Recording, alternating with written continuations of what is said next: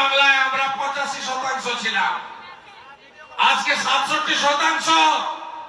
যেদিন 50% নিচে নেমে যাবেন সেদিন সংবিধান চলবে না। কি চলবে আপনারা জানেন। এখানকার কথায় ফিরে আসি। এখানে আসার আগে সাঁইথিয়াতে গেছিলাম।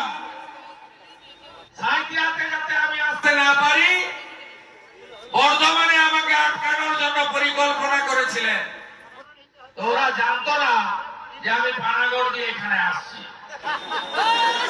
মুখের অশেষ দশা।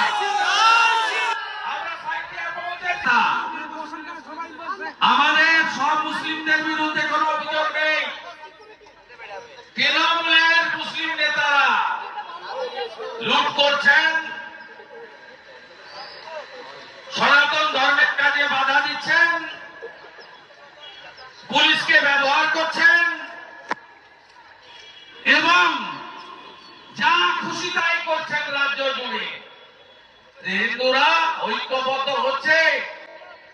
শুধু যোগেশচন্দ্র নয়, নদিয়া জেলার হরিণঘাটার নগর উগড়ায় তৃণমূলের বুথ সভাপতি আলামিন মন্ডল ধমকাতে গেছিলেন, ফল হয়েছে উল্টো। একদিনের সরস্বতী পুজো 3 দিন ধরে স্কুলে হয়েছে।